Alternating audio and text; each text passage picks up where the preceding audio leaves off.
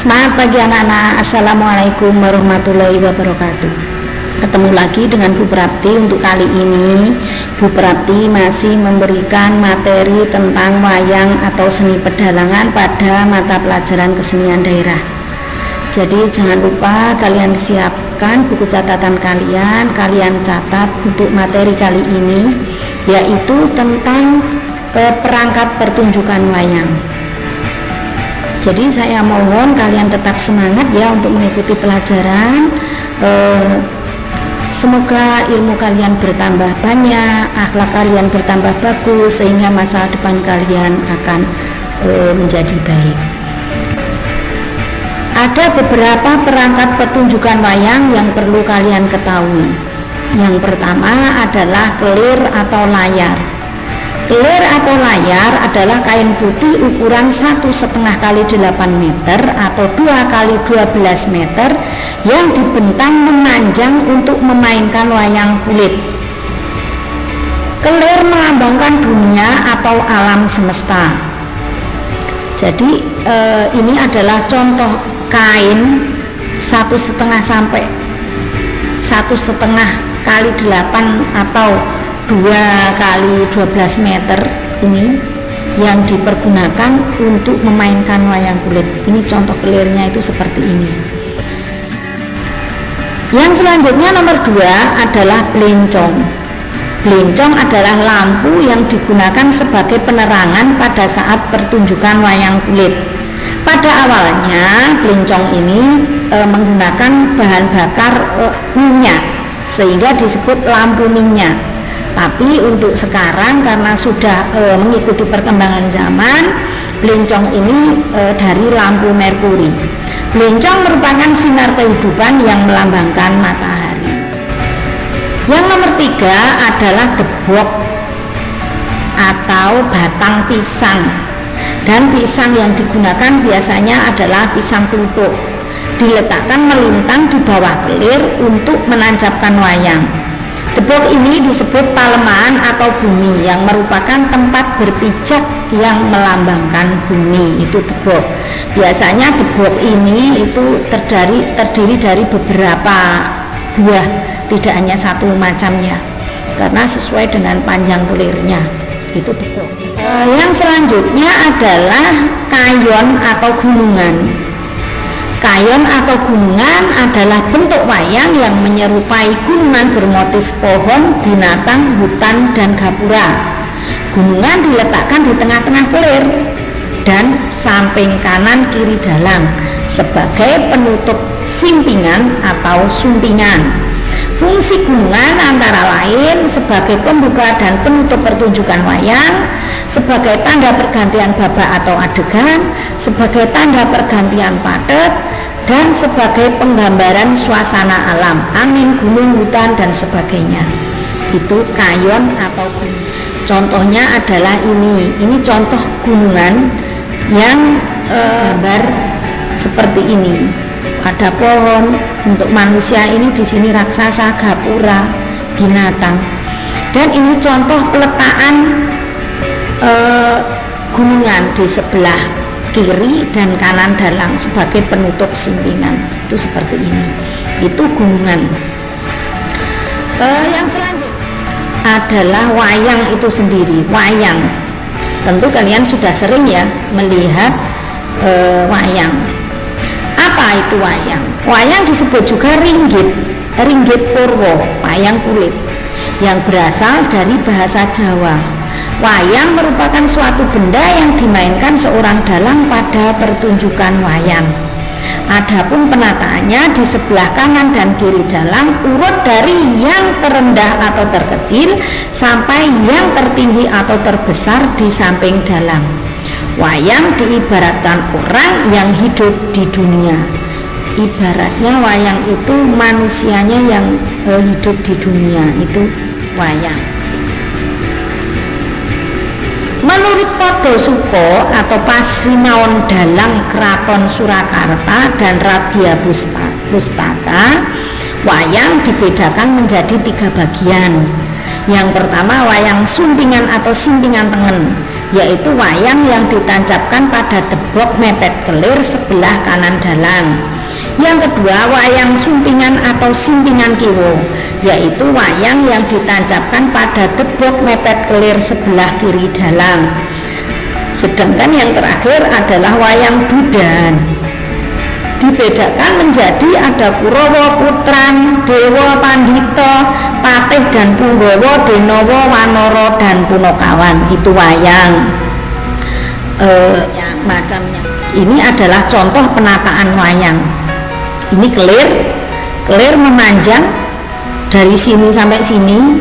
Ini adalah blencong dan ini gunungan untuk menutup simpingan, dan ini wayangnya ditata dari sebelah kanan dalang itu, ini dari yang paling kecil sampai ke pinggir sana itu yang paling besar, sebelah kiri juga sama, sini yang paling kecil dan sebelah sana itu yang paling besar atau paling tinggi. Itu penataan wayang.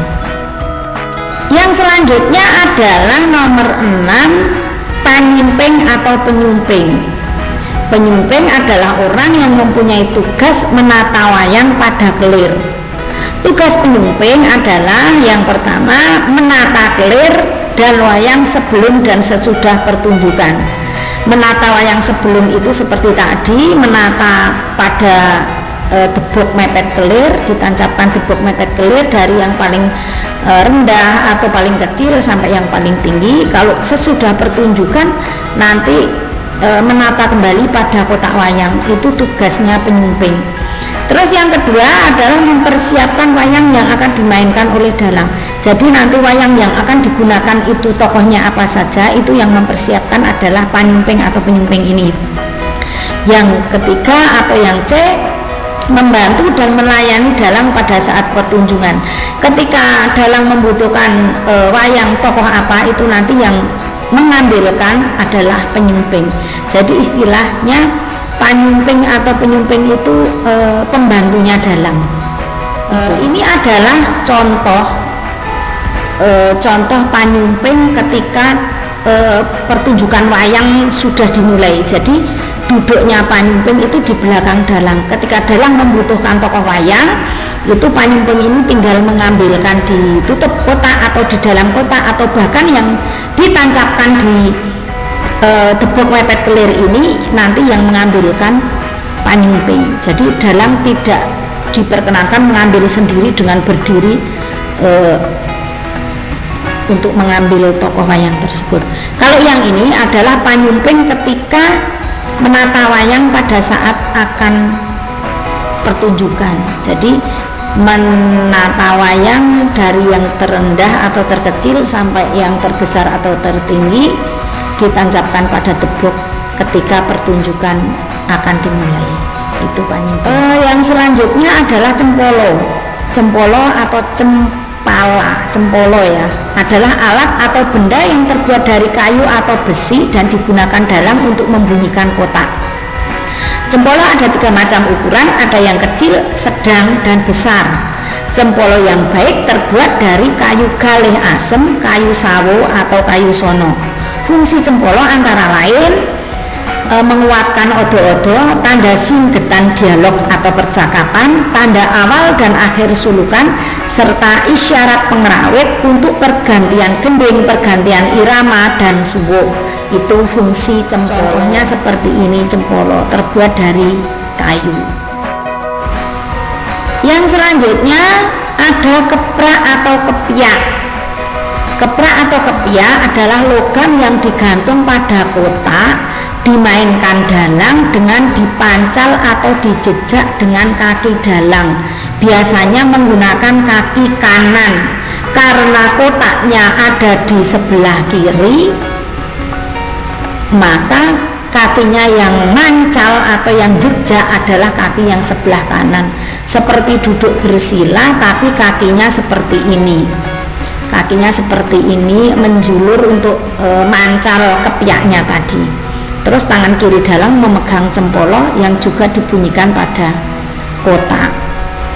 Keprak yang baik terbuat dari logam perunggu atau monen.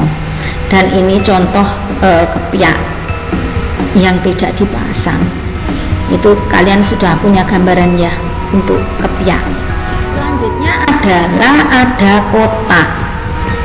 Kotak ini adalah papan yang terbuat dari kayu sebagai tempat penyimpanan wayang. Kotak yang baik terbuat dari kayu. A. Suren untuk kotak daerah Surakarta. B. Nangka atau beton untuk kotak daerah Yogyakarta. Dan pada pertunjukan ini kotak ditempatkan di sebelah kiri dalang yang berfungsi itu tadi untuk lawan kepraan sebagai tempat menggantung keprak, dan lawan dodokan dalang, yaitu dodokannya itu bunyi cempolo yang dimainkan oleh dalang ketika pertunjukan wayang. Ini contoh kotak ini tempat menyimpan wayang, dan kotak ini naruhnya di sebelah kiri dalang, sedangkan kalau sebelah kanannya nanti tutup kotaknya sebelah kanan. Adalah karawitan. Karawitan adalah sajian gamelan berlaras slendro dan pelok, baik instrumental maupun campuran, untuk mendukung pementasan wayang. Orang yang mempunyai keahlian memainkan gamelan dinamakan pengerawit atau wiyogo. Itu. Jadi ini adalah karawitan yang fungsinya untuk mendukung pertunjukan wayang. Itu karawitan. Yang selanjutnya nomor 11 adalah dalang. Berasal dari kata wedo dan mulang, yang berarti seorang guru yang mengajarkan isi Weda. Weda merupakan salah satu kitab suci agama Hindu yang berisi ajaran kesempurnaan hidup. Kata dalang juga berasal dari kata ngudal dan piwulang, yang berarti dalang seorang guru yang mengajarkan sifat-sifat baik dan buruk. Dalang pada konsepnya merupakan sutradara sekaligus pengendali pada pertunjukan wayang. Jadi jalannya pertunjukan wayang itu yang mengendalikan adalah dalang. Dan di sini mengajarkan sifat-sifat baik dan buruk, karena dalang itu dalam memerankan tokohnya itu, tokoh wayangnya ada yang tokoh wayang bersifat baik dan ada juga tokoh wayang yang bersifat buruk. Tentu saja bukan berarti guru mengajarkan hal-hal yang mempunyai sifat buruk, itu bukan. Hanya saja dalang itu memainkan tokohnya itu ada tokoh wayang yang baik dan ada tokoh wayang yang bersifat buruk itu. Jadi bukan berarti dalang itu mengajarkan sifat-sifat buruk. Jadi tentunya untuk orang yang melihat wayang itu bisa mencerna kalau yang sifat buruk itu harus bagaimana dan yang sifat baik itu harus bagaimana. Jadi istilah kita teladan yang sifat yang baik dan kita tinggalkan sifat yang buruk. Itu adalah dalang. Syarat menjadi dalang yang baik menurut Pasinaon Dalang Mangkunegaran dan Podosuko adalah, jadi ketika kita pengen menjadi dalang itu ada beberapa syarat yang harus kita penuhi. Tidak hanya keinginan untuk bisa memainkan wayang itu enggak, tapi ada beberapa hal yang harus kita kuasai untuk menjadi dalang yang baik. Jadi menurut Pasinaon Dalang Mangkunegaran dan Podosuko adalah yang pertama sambegomo, artinya dalang mempunyai wawasan seni dan pengetahuan yang luas.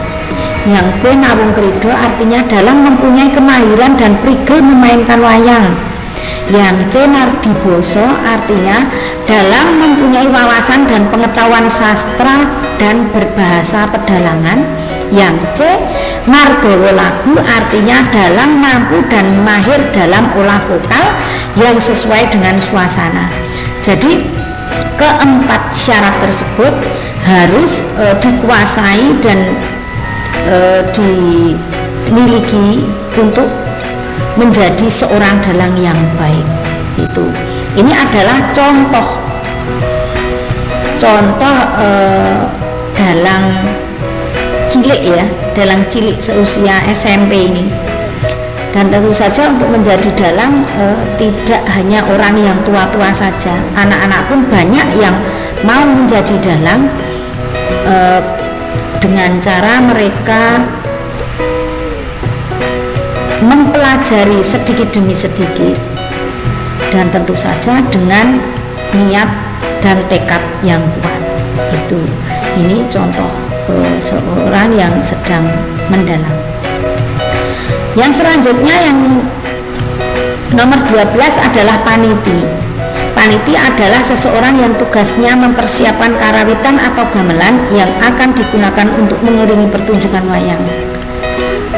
Jadi ketika seseorang mau mengadakan pentas wayang, itu ada orang yang khusus mempersiapkan karawitannya, menata gamelannya, mempersiapkan letaknya, posisinya agar enak, bagaimana agar enak dan benar ya, tentu saja menempatkan gamelan pada tempatnya yang benar.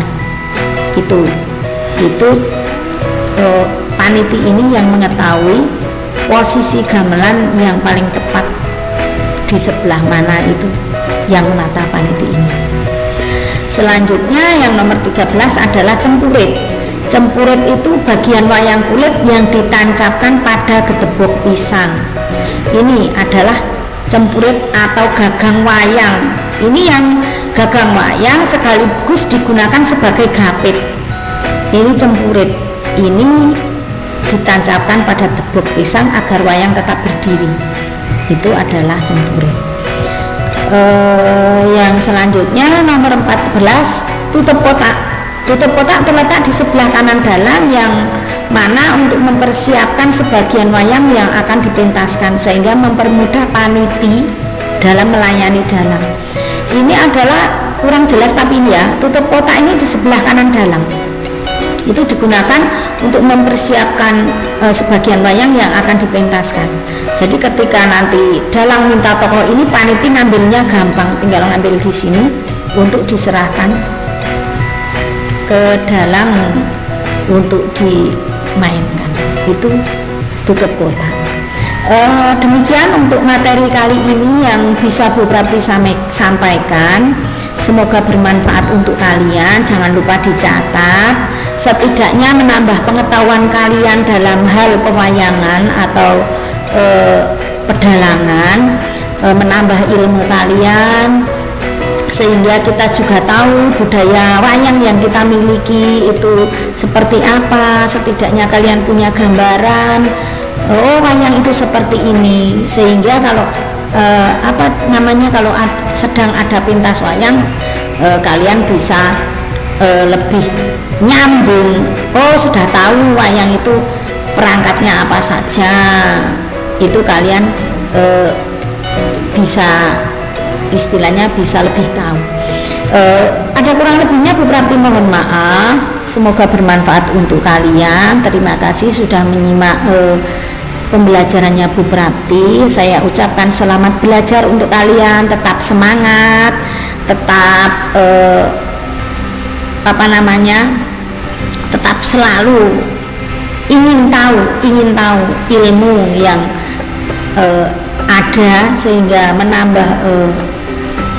menambah kepintaran kalian.